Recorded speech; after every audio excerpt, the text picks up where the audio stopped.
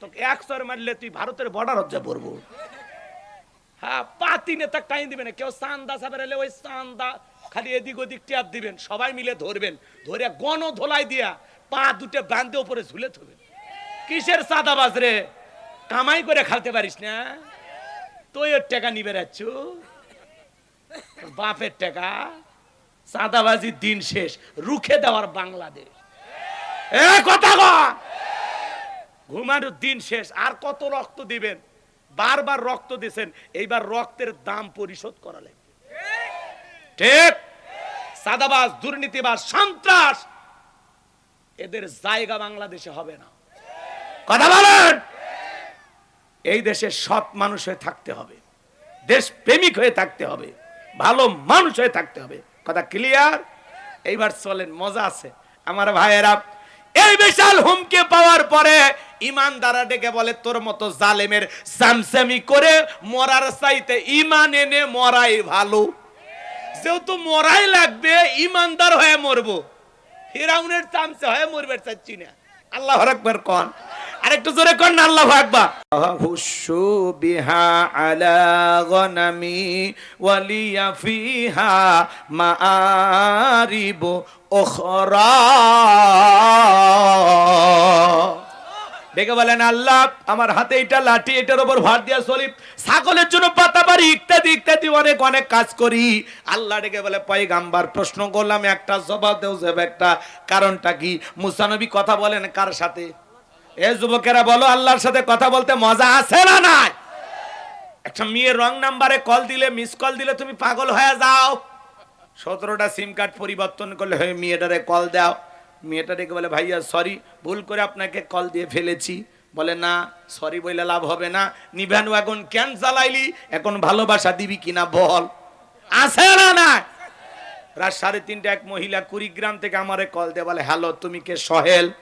আমি বললাম, আমি একটা হুজুর মানুষ। কয়, ঢং করো না, রাত চলে গেলে আফসোস করবা। ও কি তাহাজ্জুদ পড়ার জন্য ডাকতেছে? কথা কর না কে? আছে না নাই? আছে না নাই? একটা মহিলার কণ্ঠ পাইলে যুবক তুমি পাগল হয়ে যাও। আজকে যুব সমাজের চরিত্র নষ্ট করার 1 নাম্বার অস্ত্রের নাম হলো এই মোবাইল। এই মোবাইলের ওজন কম, কিন্তু মোবাইলের মাধ্যমে পাপের ওজনটা অনেক বেশি। মোবাইল ছাড়া এখন মানুষের জীবন চলে না। কথা কয় না কে? মোবাইল ছাড়া মানুষ চলে? রাতের গভীর রাত্রে জানালা দরজা লাগায়া একা একা যুবকেরা মোবাইলে উল্টাপাল্টা ভিডিও দেখে। আসে না নাই? এ কথা কন না কা? উল্টাপাল্টা ভিডিও দেখে, মাথাই খেলে না। আবার যখন পিতা মাতা দরজায় নক করে, এই কি হয় রে ভিতরে, বাংলাদেশের স্বাধীনতার যুদ্ধ হয়েছে, পড়ার ভান করে। আবার যখন চলে যায়, আবার ওই মোবাইল দেখে। আছে না নাই? আচ্ছা 2 মিনিট যদি যুবকদের জন্য কিছু বলি, আপনারা কি রাগ করতে পারেন? মন খারাপ করবেন? এই যুব সমাজ ঠিক হওয়ার দরকার আছে না নাই? অনলাইনে জুয়া খেলে যুবকেরা নিঃস্ব হয়ে যাচ্ছে। ফ্রি ফায়ার, পাবজি, মোবাইলে আসক্তি কম না বেশি? ছোট ছোট বাচ্চারা পর্যন্ত মোবাইল ছাড়া ভাতই খায় না। কথা বলে না? আগেকার মা বোনেরা বাচ্চারে কোলে নিয়ে বাঘ ভাল্লুকের ভয় দেখায়, চাঁদ তারা দেখা ভাত খাওয়াইতো। আর এখনকার মা বাবারা 6 মাস 8 মাস 1 বছর বাচ্চার বয়স, মোবাইল নিয়ে এসে বলে, এই যে বাবু ভাত খাবে, এই যে দেখো, এই যে তোমার বন্ধু মোটু কি খায়, সিঙ্গারা খাচ্ছি। আছে না না? এদিকে কার্টুন দেখাচ্ছে আর বাচ্চা ভাত খিলাচ্ছে। সুবহানাল্লাহ কবেন না? এরকম মহিলা আছে না না?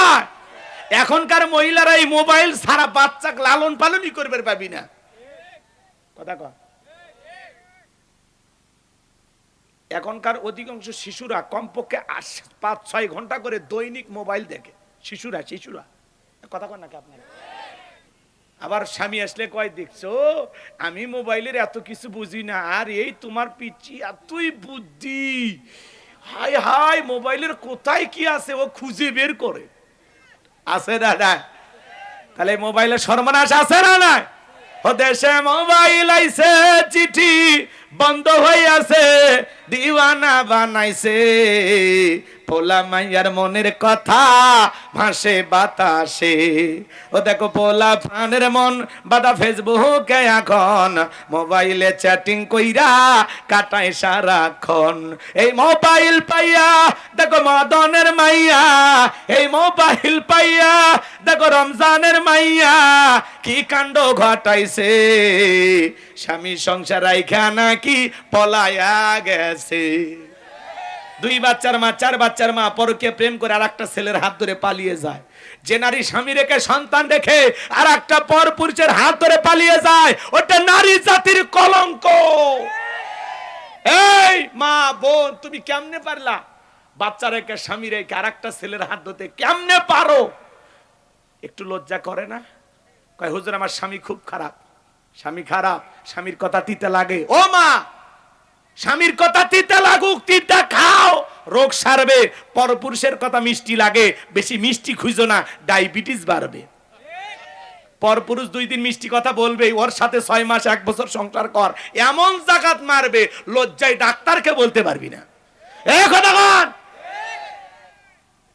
রাগ করছেন তাহলে মোবাইলে আছে না নাই ভাইরাস আর এই যে টিকটকের নিশা আপনাদের এলাকা টিকটক নাই দেশে টিকটক আসিয়া সব গেল বাসিয়া সিদ্দিক সোরা নায়ক হইছে আইডি খুলিয়া হিরো আলম নায়ক হইছে আইডি খুলিয়া এই মোবাইলে হাই কি জাদু আছে ভাই পোলাপান বুইজাছে পড়ালেখা তুইলা রাখছে সপ্তম আকাশে এখন আর পড়াশোনা ভাল লাগে না মোবাইল নিয়ে পড়ে থাকে আচ্ছা বাদ দেন আপনাদের পোলাপান ভালো কিন্তু অনুরোধ করে বলে যায় বিয়ের আগে ছেলে মেয়ের হাতে মোবাইল দিবেন না কথা কয় না কে টাচ ফোন দিবেন না ওরা গুনাহ করবে অপচয় সময় নষ্ট করবে আল্লাহ যুব সমাজকে হেদায়েত দান করেন জোরে কোন আমিন আমার ভাইয়েরা এইবার মুসা আলাইহিস সালামকে আল্লাহ ডেকে বলে পয়গাম্বার প্রশ্ন করলাম একটা জবাব দেবে একটা কারণ কি মুসা নবী কথা কয় কার সাথে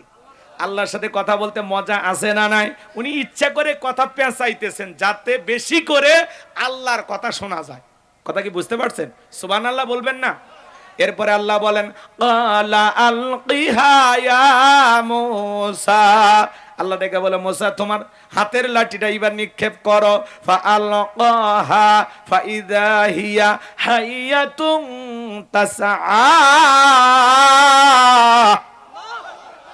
লাঠিটা নিক্ষেপ করা মাত্র হয়ে গেল বিশাল বড় একটা সাপ মুসা নবী বলে বাপ রে বাপ যে জাতের সাপ আমার বংশ করে দিবে সাপ মুসা আলাইহিস সালাম ভয়ে দৌড়াইতে লাগলেন আমার আল্লাহ তখন ডেকে বলেন ক্বালা খুযহা ওয়ালা তাখাফ সানুঈদুহা সিরাতাহাল উলা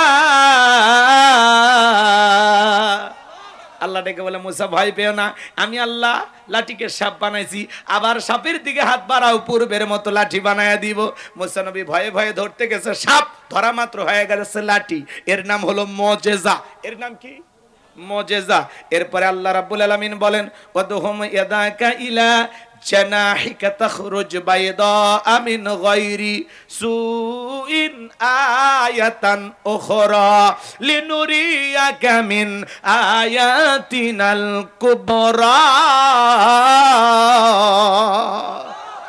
আল্লাহ ডেকে বলে ও নবী মুসা ডান হাতটা বগলের নিচে ঢোকাও ওখান থেকে বের করো কোন দোষ ছাড়া আমি আল্লাহ ধবধবে উজ্জ্বল সাদা চমৎকার আলো প্রদর্শন করব এই যে কুদরতের 2টা নিদর্শন দান করলাম 2টা মুজিজা দান করলাম এইবার তোমার দায়িত্ব হলো ইযহাব ইলা ফিরআউনা ইন্নাহু তাগা ফিরাউনের নিকট চলে যাও ফিরাউন সীমা লঙ্ঘন করেছে যা বলো ফিরাউন রে তোর বানানো আইন দিয়ে মিশর পরিচালনা হবে না এখন থেকে মিশর পরিচালনা হবে আল্লাহর আইন দিয়া আল্লাহু আকবার কোন মুসা আলাইহিস সালাম ডেকে বললেন আল্লাহ আপনি কি ভুলে গেছেন আমি ফিরাউনের দরবারে মার্ডার কেসের আসামি গেলেই তো ফাঁসি দিয়ে মারবে আমার আল্লাহ ডেকে বলে পয়গম্বর ভয় পাওয়ার কোনো কারণ নাই আমি আল্লাহ যার সাথে আছি কোনো জালেম ফাঁসি দিয়ে মারতে পারবে না আগুনে পোড়ায় মারতে পারবে না পানিতে ডুবাইয়া মারতে পারবে না হাজারো দিন রিমান্ডে নিয়ে ওরা মুমিনের মুখের হাসি কেড়ে নিতে পারবে না আল্লাহু আকবার ইমানদাররা ভয় পায় নাকি ভয় পায় না ইমানদারদের জন্য মৃত্যু তো একটা সেতু বন্ধন, না মরলে জান্নাতে যেতে পারবেন। আল্লাহকে বলেন আল্লাহ শহীদি মৃত্যু দিও। আরো আসতে কোন আমি মনে হচ্ছে এখনই যুদ্ধের ময়দানে নিয়ে যাবো, ভয় পাচ্ছে। আরে আল্লাহর কাছে চান, নিয়ত ভালো থাকলে বিছানায় মৃত্যু হলে ওটা আল্লাহ শহীদ হিসেবে কবুল করবে। নিয়তটা রাখেন যে আল্লাহ দিনের জন্য আমার জান মাল রক্তকে কবুল করে নিও। আল্লাহর কাছে বলেন। যুদ্ধ কবে হবে জানি না, তবে প্রস্তুত নেন। রাগ করতেছেন? চাচা সেই রোমান্টিক চাচা। হ্যাঁ, আল্লাহ আকবার। চাচা মুখস্থ রাখেন, সামনের দিকে যায়। এই যুবক, এই শোনো, এদিকে এদিকে। খারাপ লাগতেছে? এই তো শেষের দিকে এসে গেছে, আমরা একটু মনোযোগ দেন, শেষে মজা আছে। আল্লাহ আকবার কোন। এইবার পয়গাম্বার থেকে বলে আল্লাহ যাওয়াই লাগবে।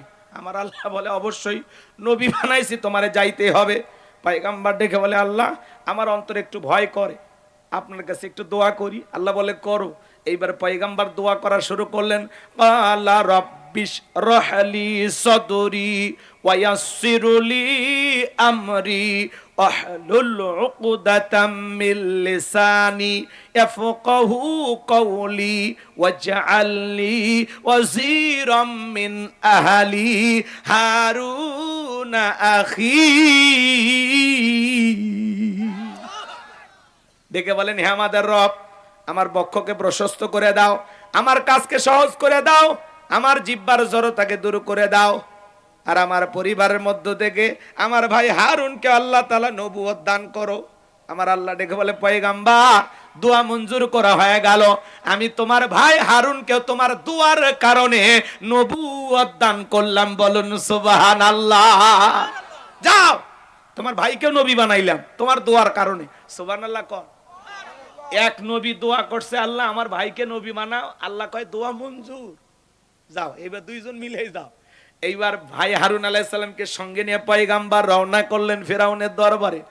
ফিরাউনের দরবারে যা বলতেছেন, ওয়াকালা মূসা ইয়া ফিরআউন ইন্নী রাসূলুম মির রাব্বিল আলামিন।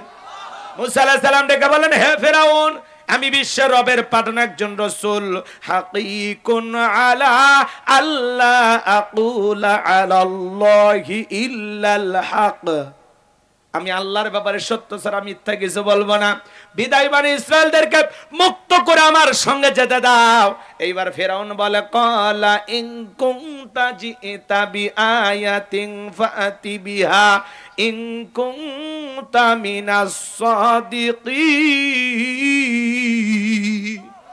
ফিরাউন দেখে বলে তোমার কাছে যদি প্রমাণ থাকে, স্পষ্ট কোনো দলিল থাকে, সেটা আমাদের সামনে উপস্থাপন করো। যদি তুমি তোমার দাবিতে সত্যবাদী হও, তুমি যে নবী, কি আছে প্রমাণ? কি দেখে বুঝবো তুমি নবী? মুসা আলাইহিস সালামের কাছে প্রমাণ আছে কয়টি? দুইটি। লাঠি ফেলায় দিলেন, হয়ে গেল সাপ। বগল নিচে থেকে হাত বের করলে ধবধবে উজ্জ্বল সাদা চমৎকার আলো প্রদর্শন করলো। এই দৃশ্য দেখার পরে ফিরাউনের এমপি মন্ত্রী সবাই এক বাক্যে বলে উঠলো ইন্না হাযা লাসাহিরুন আলিম। এই ছেলেটা হলো মস্ত বড় জাদুকর। নবী দেখায় মুজিজা আর জালেমেরা বলে জাদু। এইবার ফিরাউন ডেকে বলে শোনো, এই ছেলের মতি গতি ভালো না, ও ভয় ভীতি প্রদর্শন করে জাদু দেখায়া আমাদের ক্ষমতার চেয়ার থেকে তাড়াইয়ে দিয়া ও ক্ষমতার চেয়ার দখল করতে চাই। তোমরাই বলো কি করা যায়? এইবার এমপি মন্ত্রী সবাই বলতেছে নেতা ঘাবড়ানোর কোনো দরকার নাই, ও যেহেতু জাদুর খেলা দেখাইছে, এই দেশে তো জাদুকরের অভাব নাই। ওই দেশে জাদুর ব্যাপক প্রচার প্রসার ছিল, নবীর মুজিজা ওদের কাছে জাদুর মতোই মনে হলো। এইবার তারা বলল যাও, তোমরা দুইজন যাও, নির্দিষ্ট দিনে তোমাদেরকে ডাকা হবে। এইবার তারা কি করলো, ইয়াতু বিকুল্লি সাহিরিন আলিম, শহর বন্দর থেকে দক্ষ দক্ষ জাদুকর ফিরাউনের দরবারে উপস্থিত করা হলো। আমার ভাইয়েরা, সমস্ত জাদুকর ফিরাউনের দরবারে উপস্থিত হইয়া খেলার মাঠে নামার আগে ডেকে বলে নেতা, আমরা যদি আপনার শত্রু মুসাকে পরাজিত করতে পারি, আমাদের বেনিফিটটা কি, লাভটা কি, পুরস্কার কি থাকবে? ফিরাউন তখন বলেছিল ক্বালা নাআম ওয়া ইন্নাকুম লামিনাল মুকাররাবিন। ফিরাউন ডেকে বলে এই দরবার হবে তোমাদের বসবাসের জায়গা, এই রাজপ্রাসাদে আজ থেকে তোমরা থাকবা, তোমরা সবাই আমার নিকটতম ব্যক্তি। যারা রাস্তাঘাটে জাদুর খেলা দেখায়, ওরা যদি রাজপ্রাসাদ পায় আর কিছু লাগে? কথা বলেন ভাই, লাগে? ভালো করে বুঝবেন। এইবার হাজার হাজার মানুষ একদিকে, আর মুসা আলাইহিস সালাম, হারুন আলাইহিস সালাম একদিকে, আর দর্শক চতুর্দিক দিয়ে ঘিরে রাখছে খেলা দেখার জন্য। এইবার জাদুঘরে ডেকে বলে, ও নবী মুসা, জাদুর তন্ত্র মন্ত্র বান আগে আমরাই নিক্ষেপ করব নাকি তুমি নিক্ষেপ করবা? মুসা আলাইহিস সালাম ডেকে বলে, ওস্তাদের মার সাথে তোমরা তোমাদের জাদুর বান নিক্ষেপ করো। এইবার তারা বাঘ বানাইলো, ভাল্লুক বানাইলো, রশি বানাইলো, সাপ বানাইছে, বিভিন্ন ধরনের জাদু নিক্ষেপ করতে করতে করতে ওদের চালান পাতি শেষ। আর জাদুরতে একটা মন্ত্র জানা নেই, সব শেষ। এইবার ডেকে বলে, মুসা তুমি তোমার জাদুর বান দেখাও। আল্লাহ তখন ওহির মাধ্যমে জানিয়ে দিলেন, ওয়া আওহাইনা ইলা মুসা আন আলকি আসাকা ফাইদা হিয়া তালকাফু মা ইয়াফিকুন।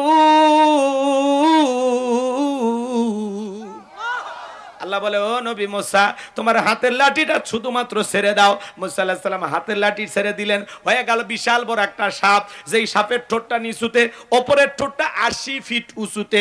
এক নিঃশ্বাসে সমস্ত জাদু খাইয়া ডেকে বলে, ফেরাউনের আরো কি আছে?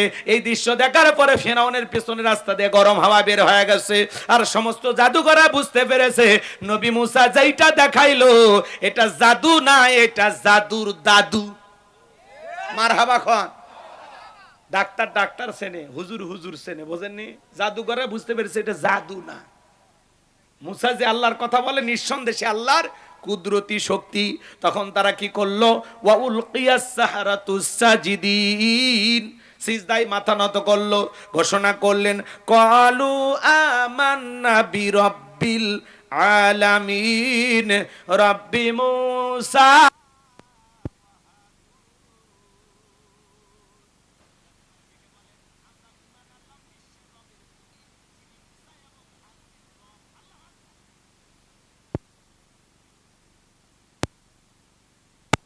পরে সূরা ইউনূস।